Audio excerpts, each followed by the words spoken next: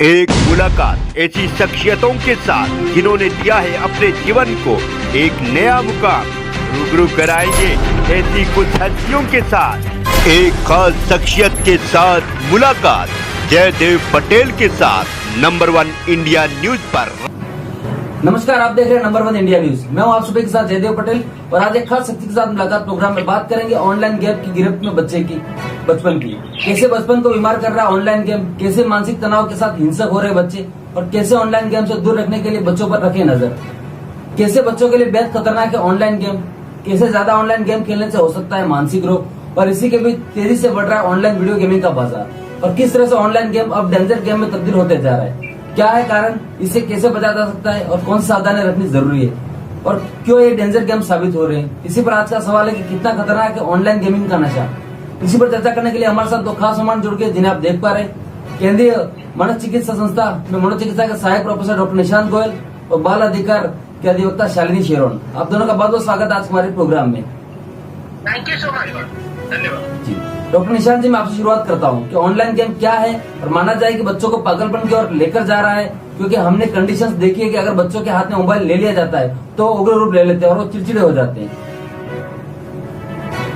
धन्यवाद Jaydev. Online game वो सारे तरह के एक तरह से जो गेम बच्चे खेलते हैं, जो पहले वीडियो गेम्स होते थे, आजकल स्मार्टफोन के आने के बाद वो सारे जो गेम्स हैं वो मोबाइल में आजकल बच्चे खेलने लगे हैं। मोबाइल गेम्स जो होते हैं या इसको हम लोग बोलते हैं इंटरनेट गेमिंग, हम लोग अगर इसमें इसका शब्द इस्तेमाल करते हैं। इंटरनेट गेमिंग जो है जिसमें हम लोग इंटरनेट के माध्यम से ऑनलाइन लोगों के साथ जुड़ते हैं। उसका क्या मतलब है कि जो पार्टिसिपेंट है, आपके जो साथ में खेलने वाले लोग हैं, वो आपके साथ ऑनलाइन जुड़ते हैं और आप उन लोगों के साथ किसी भी गेम में कम्पीट करते हैं। तो इस तरह के जो गेम है, देखा गया है कि कुछ बच्चे जो इसको कंट्रोल नहीं कर पाते हैं या जिनके परिवार में भी ऐसी सिचुएशन होती हैं जहाँ पे उनके ऊपर ध्यान नहीं रखा जाता है, तो कुछ बच्चे जो इनमें से ऐसे होते हैं जो गेम्स के आदी हो जाते हैं, जिसको हम लोग हिंदी में बोलते लत लग जाती है। लत इस कदर हावी हो जाती है कई बार कि बच्चा जो है अपनी पढ़ाई लिखाई खाना पीना सब कुछ छोड़ देता है और सब कुछ छोड़ के सिर्फ और सिर्फ मोबाइल के सामने घंटों बिताता है। और कई बार वो इसका इस हद तक दुष्परिणाम हो सकता है कि या तो बच्चा अपनी जान दे बैठता है गेम के बीच में, या फिर कई बार आपने सुना भी होगा, पिछले कुछ दिनों पहले आया था कि किसी मदर ने अपने बच्चे को जब गेम खेलने से रोका तो उस बच्चे ने अपनी मदर का कत्ल कर दिया। तो न केवल सुसाइडल टेंडेंसीज बढ़ रही हैं, साथ साथ होमिसाइडल टेंडेंसीज भी बच्चों में बढ़ रही हैं और पर्टिकुलरली छोटे बच्चे जो जिनको सही गलत अच्छे बुरे का एहसास नहीं है, वो भी इन गेम्स के पीछे में आकर या इनके लत में आकर इस तरह के जो कदम है वो उठा लेते हैं। धन्यवाद जय जी। शालिनी जी, प्रधानमंत्री मोदी ने कुछ दिनों पहले बच्चों से बात की थी और उसमें भी ऑनलाइन गेम को लेकर एक सवाल पूछा गया था कि और प्रधानमंत्री जी ने कहा भी था कि माँ बाप को ध्यान देने की जरूरत है। क्या आपको लगता है कि माँ बाप अपनी तरफ से पूरा ध्यान देते हैं, लेकिन क्या कोई कानून या नियम बच्चों को लेकर इस तरह ऑनलाइन गेम को लेकर आना जरूरी लगता है? देखिए, अगर हमारे देश के प्रधानमंत्री कह रहे हैं तो डेफिनेटली हमें कुछ उनके विजडम को हमें सैल्यूट करना चाहिए कि वो बहुत सोच समझ के और अपना विवेक का इस्तेमाल करके उन्होंने ये स्टेटमेंट दिया है। क्योंकि आप देखिए, जब हम स्मार्टफोन की बात करते हैं और लत की बात करते हैं, तो अब ये समझना पेरेंट्स के लिए बहुत जरूरी है कि जब आप अपना बच्चा जो माइंड है बिलो 18 है और आप उसको स्मार्टफोन दे देते हैं 10, 11 को, तो it is like an addiction. आप ये मान लीजिए जैसे एनडीपीएस में चरस होता है, गांजा होता है, हाशीश होता है, तो आप अपने बच्चे को चरस दे रहे हैं खुद खरीद के, चाहे वो लाख रुपए का है, चाहे 30,000 का है, चाहे पीयर प्रेशर में। तो यानी कि पहला जो इस लत की तरफ ले जाने वाला माइनर्स को जो है वो पेरेंट्स का दायित्व बनता है। अब क्वेश्चन ये आता है कि जी ऑनलाइन क्लासेस है, कोरोना का वर्स्ट पीरियड रहा है हम सबके पीरियड में, सारे हमारे जितने नजदीक लोग हैं सब लोग इफेक्ट हुए हैं इमोशनली, फिजिकली, मेडिकली, उसमें कोई डाउट नहीं है। पर उसके साथ साथ जो ऑनलाइन क्लासेस उभर के आई तो क्वेश्चन ये था कि बच्चों को ऑनलाइन क्लासेस, तो ऑनलाइन क्लासेस के लिए हमारा ये कहना है कि आप कोशिश करें कि बच्चे को डेस्कटॉप दें। बिकॉज डेस्कटॉप फिर भी कुछ हद तक उस बच्चे को लिमिटेड करता है, उसकी मूवमेंट को। वो डेस्क पे बैठता है, वो क्या देखता है, क्या कर रहा है, एक उसकी मूवमेंट रिस्ट्रिक्टेड हो जाती है। स्मार्टफोन में वो बच्चा उस फोन को लेके कमरे में बंद हो सकता है, क्या वॉच कर रहा है, आपके आने पे स्क्रीन चेंज कर देगा। आपने उस पर्टिकुलर स्मार्टफोन में पेरेंटल कंट्रोल्स रखे हैं, नहीं रखे हैं, आप वर्किंग हैं, क्या आपके पास इतना समय है कि आप आके वापस से क्रॉस चेक कर रहे हैं, वेबसाइट चेक कर रहे हैं। और जहां तक ऑनलाइन गेमिंग का सवाल है, डेफिनेटली ये गेम एक स्टार्ट हुआ था कि भाई कॉन्सेप्ट ये था कि बच्चों को हम एक हेल्दी गेम कॉन्सेप्ट टेक्नोलॉजी को लेते हुए प्रोवाइड करें। बट जब उसका मिसयूज हो रहा है, जैसे ऑनलाइन के अगर रेगुलेशंस बन भी जाते हैं, जो कि अभी तक नहीं बने हैं, एंड आई थिंक आपका चैनल सेकंड नंबर पे है ऑनलाइन में जिन्होंने इस ऑनलाइन गेमिंग का इशू उठाया है ऑडियो और वीडियो विजुअल के through. So this is a very sensitive issue जो आपने उठाया है, डेफिनेटली आफ्टर न्यूज 18। एंड अगर आप ऑनलाइन गेमिंग का क्वेश्चन ये है कि ऑनलाइन गेमिंग के आप रूल्स और रेगुलेशंस भी बना देते हैं, आप वेबसाइट्स को भी रिस्ट्रिक्ट कर देते हैं। तो आज की तारीख में छोटा सा छोटा बच्चा, गरीब से गरीब बच्चा कम से कम 30 गेम्स डाउनलोड कर चुका है अपने स्मार्टफोन में, जो कि आप ऑफलाइन भी चला सकते हैं। तो ये एक बहुत ही चीज है जिसको हमें प्रोजेक्ट को रखना है ध्यान में। और इसमें डेफिनेटली माँ बाप रोल प्ले करेंगे बच्चे की हैबिट्स के लिए। माँ बाप को बैलेंस बनाने के लिए बच्चे को आउटडोर एक्टिविटी में भी ले जाना पड़ेगा, उनके साथ संवाद भी रखना पड़ेगा लगातार। ऐसा नहीं हो सकता कि आपने एक बच्चे को स्मार्टफोन गिफ्ट कर दिया, मोमेंट्री बर्थडे गिफ्ट कर दिया, उसके बाद आप अपने दायित्व भूल गए। जो आज की तारीख में हमें यंग जनरेशन को उनको इसके बारे में भी बताना पड़ेगा कि यंग जनरेशन की ड्यूटीज क्या है इस कंट्री के प्रति, अपने पेरेंट्स के प्रति, अपने बुजुर्गों के प्रति, अपने जो बाकी हमारे सिटीजन्स हैं उनके प्रति। ये एक ऐसा टॉपिक है जिसमें बिफोर ये एक बहुत बड़ा रूप ले जो कि ले रहा है धीरे धीरे। हर बच्चे के पास ऑनलाइन और ऑफलाइन गेमिंग है। तो इसके लिए डेफिनेटली जो स्मार्टफोन मेड इन इंडिया बन रहे हैं उनको कोई ना कोई टेक्नोलॉजी या ऐसा ऐप ढूंढना पड़ेगा जिसमें आप इसको रिस्ट्रिक्ट कर सकें और इसके लेवल्स को रिस्ट्रिक्ट कर सकें। क्योंकि ये लत जो है, ये कहते हैं हमने लेवल 1 चैलेंज पूरा कर लिया, फिर चैलेंज आता है लेवल 2, लेवल 3, लेवल 4 और ऐसे लेवल्स आते हैं जहाँ पे लास्ट लेवल होता है कि भाई आप छत से कूद जाइए, दैट इज अ चैलेंज, बच्चा कूद जाता है। तो ये एक हिप्नोटिक तरीका है। ऐसी वेबसाइट्स और ऐसे गेम्स को टोटली बैन करना चाहिए and I am sure that state governments and central governments will take notice of it and very soon they will make a regulation and rules according. ठीक है जी। डॉक्टर निशांत जी, हम बच्चे को टेक्नोलॉजी से दूर नहीं रख सकते हैं, ऐसे में हम किस तरह से टेक्नोलॉजी के साथ उन्हें आगे बढ़ाया जाए, उन पर ध्यान रखा जाए? और क्या ये टेक्नोलॉजी अब बच्चों में एक सिकुड़न ला रही है कहीं ना कहीं, क्योंकि बच्चे घर में सीमित होते जा रहे हैं? क्या इसका भी असर एक रूप से हो रहा है इसका? बिल्कुल ठीक आपने जयदेव जी बात बोली कि हम बच्चों को टेक्नोलॉजी से दूर नहीं रख सकते। ये एक हार्ड फैक्ट है, लेकिन हम ये भी जानते हैं कि हर पॉजिटिव चीज है वो अपने साथ साथ कुछ नेगेटिव भी लेके आती है। और जो आपने बोला वो बिल्कुल ठीक है। तो एक बैलेंस खोजना होगा हमको, समाज के अंदर, चीजों के अंदर एक बैलेंस खोजना होगा हमको। वो ऐसा बैलेंस जहाँ पे बच्चों को समय वो मोबाइल पे या इंटरनेट पे या कंप्यूटर पे दे रहे हैं, उतना या उससे ज्यादा समय उनको आउटडोर एक्टिविटीज के लिए भी हमको देना होगा। एज अ पेरेंट या एज अ गार्जियन और एज अ उनके जो संभालने वाले लोग हैं या केयर गिवर हैं, हमारी रिस्पॉन्सिबिलिटी बनती है कि हम उनको एक ऐसा इन्वायरमेंट दें जहाँ पे हमसे वो लोग सीखें। आप मुझे देख पा रहे हैं मेरे ख्याल से? जी जी बिल्कुल। तो वो हमसे सीखे, तो हमको अपनी तरफ से एग्जाम्पल सेट करने होंगे कि पता लगा हम तो बच्चों को बोल रहे हैं कि तुम आधा घंटा मोबाइल देखो, 1 घंटा मोबाइल देखो।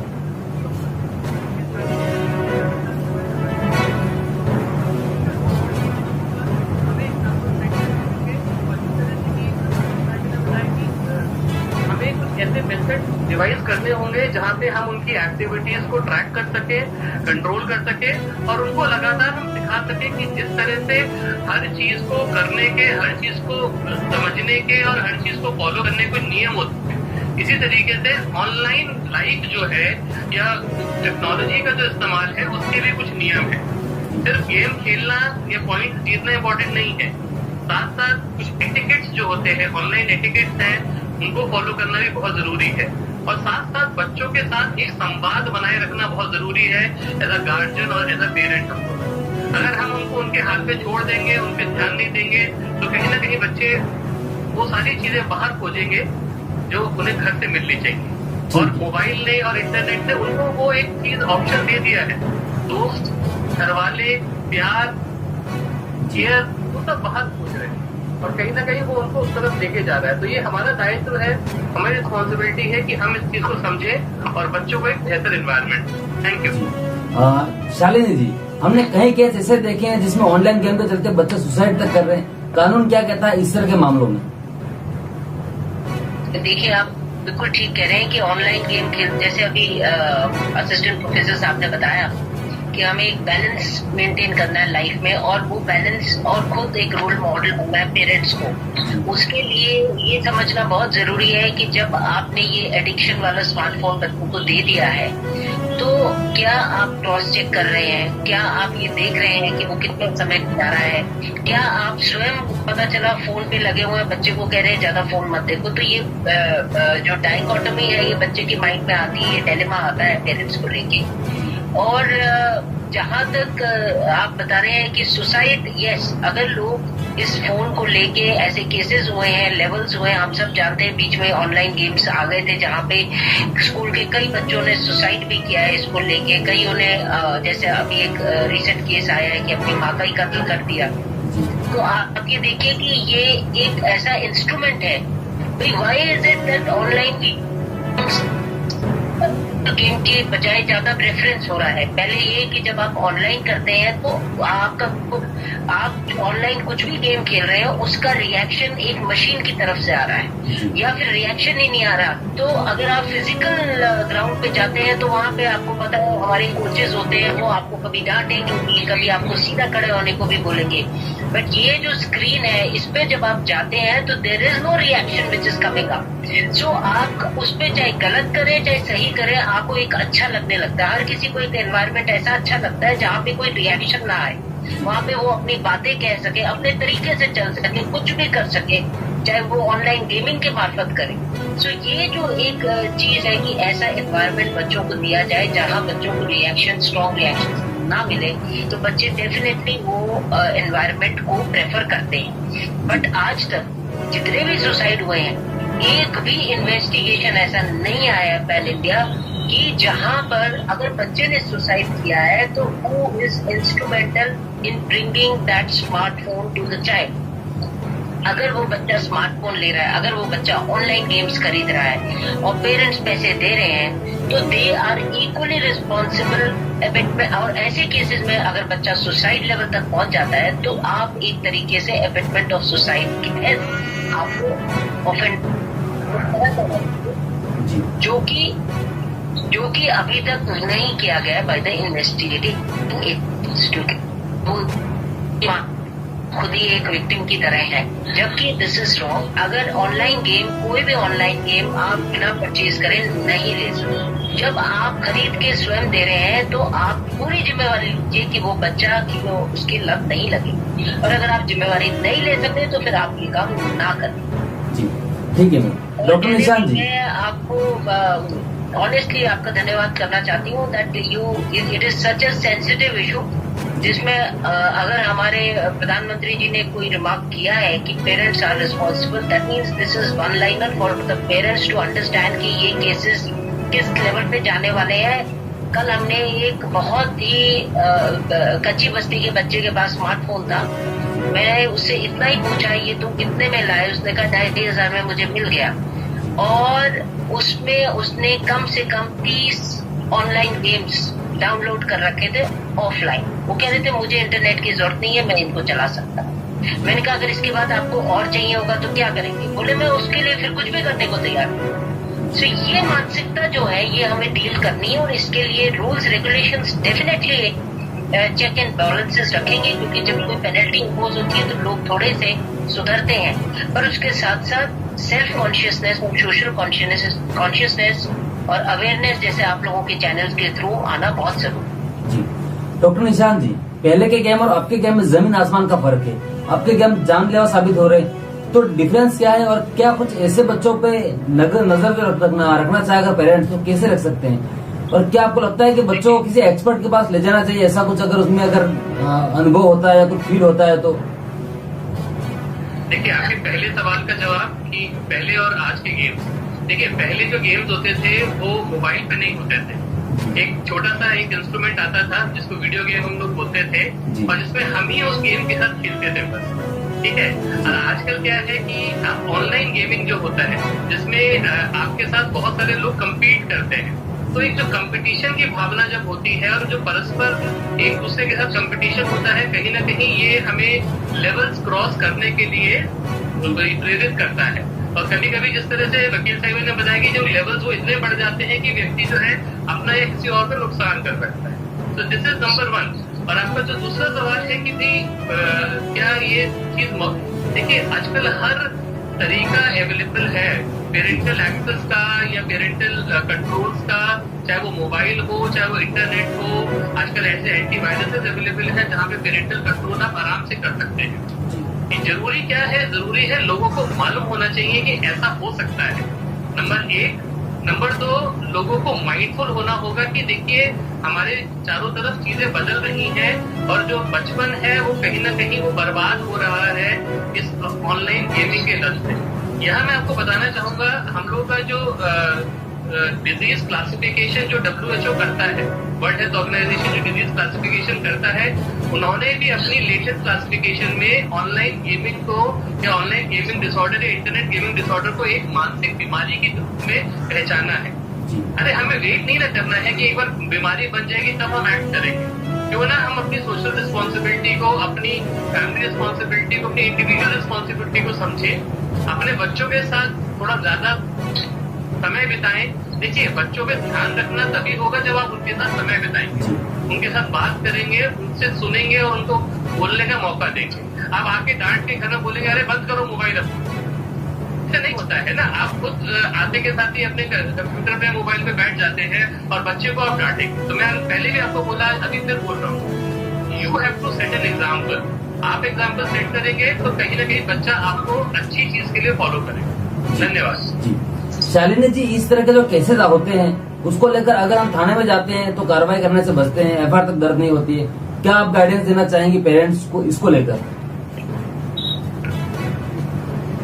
देखिए, आप पहली बात तो आपका कहना सही है कि ऐसे ऑनलाइन जो भी लोग प्रेरित कर रहे हैं या हैकर्स के रूप में कई बार आपने सुना होगा, एक तो इंटरनेट है और एक लेटेस्ट है जिसको डार्क इंटरनेट कहा जाता है, जिसपे कहते हैं सब चीजें अवेलेबल होती हैं, जो उसके मेंबर्स हैं डार्क इंटरनेट के वो सब चीजें देख सकें। सो हैकर्स जो है या फिर ऐसे कोई लोग हैं जो आपके बच्चे से मिल रहे हैं, आपको डेफिनेटली अपने बच्चे पे, अगर आप वर्किंग है, बच्चे को पीछे घर पे छोड़ के जा रहे हैं, तो आजकल टेक्नोलॉजी जैसे प्रोफेसर साहब ने कहा, आप घर पे कैमरास लगा सकते हैं, माइक्रोफोन वाले लगा सकते हैं, आप चेक एंड बैलेंसेस अपने बच्चे पे रख सकते हैं कि आपके बच्चे को किस टाइप का एनवायरनमेंट दिया जा रहा है। आप उनके स्मार्ट या फिर उसके जो बाकी गेम्स खेलने के जो उसके अगर डेस्कटॉप है, उन एक्सपर्ट को बुला के कर सकते हैं कि हमारा बच्चा किस लेवल पर जा रहा है, किससे बात कर रहा है, उसकी लोकेशन ट्रेस हो सकती है। और अगर ऐसे में आपको लगता है कि देयर इज समवन जो आपके बच्चे को इंस्टिगेट कर रहा है और आपको नहीं पता चल पा रहा है despite best of the efforts, तो आप डेफिनेटली थाने में जा सकते हैं, आप अपनी रिपोर्ट कर सकते हैं। पर थाना अगर रिपोर्ट नहीं कर रहा है, क्योंकि साइबर क्राइम आ गया, आपका इंफॉर्मेशन ऑफ टेक्नोलॉजी एक्ट आ गया 2000, और हम देख रहे हैं उसके बाद भी साइबर क्राइम्स हो रहे हैं, इंटरनेट हैक हो रहे हैं, बच्चे खुद ही इतने वनरेबल है कि हैकर्स को ये पता है कि बच्चों की साइकोलॉजी पे उन्होंने ऑलरेडी रिसर्च कर रखी है और उसी हिसाब से वो उन बच्चों को बोलते हैं। बच्चों को वो कैसे साइकोलॉजी को मैनिपुलेट करके और पेरेंट्स का ही सर्वर यूज कराते हैं, घर का ही सर्वर यूज कराते हैं, और कैसे वो इन सब के लिए छोटे बच्चों को अवेयरनेस लाइए, पेरेंट्स को अवेयरनेस लाइए कि आपके सर्वर से आपके ओटीपीज, आपके बैंक अकाउंट्स, आपके डिटेल्स, हर कुछ जो है काफी हद तक हैक किया जा सकता है अगर हैकर आपके बच्चे के कांटेक्ट में है। आप डेफिनेटली जाइए थाने में, अगर एफआईआर दर्ज नहीं हो रही है आप ऑनलाइन भेजिए इन्फॉर्मेशन। ऑनलाइन इन्फॉर्मेशन का उतना ही कोर्ट में महत्व है जितना कि फिजिकल जाके थाने में है। ऑनलाइन के बाद भी अगर पुलिस नहीं दर्ज कर रही है या इन्वेस्टिगेट नहीं कर रही है तो आप डेफिनेटली कोर्ट में आइए। कोर्ट में प्रावधान है, कोर्ट के थ्रू आप लोग एफआईआर रजिस्टर करा सकते हैं। रही बात कोर्ट में आने की और वकील करने की, तो मैं आपके चैनल के माध्यम से बता दूं कि हमारे सुप्रीम कोर्ट ने लीगल एड कमेटीज है जिसमें नालसा के नाम से है, हर स्टेट लेवल पर लीगल क्लिनिक्स हैं जहाँ आप जाके अपना प्रॉब्लम बता सकते हैं, आपको काउंसलिंग करी जाएगी, आपको सोल्यूशंस दिए जाएंगे। और अगर आपके लिए केस कंटेस्ट करना है या एफआईआर करनी है या वकील करना है तो वो भी बच्चों के लिए फ्री ऑफ कॉस्ट है।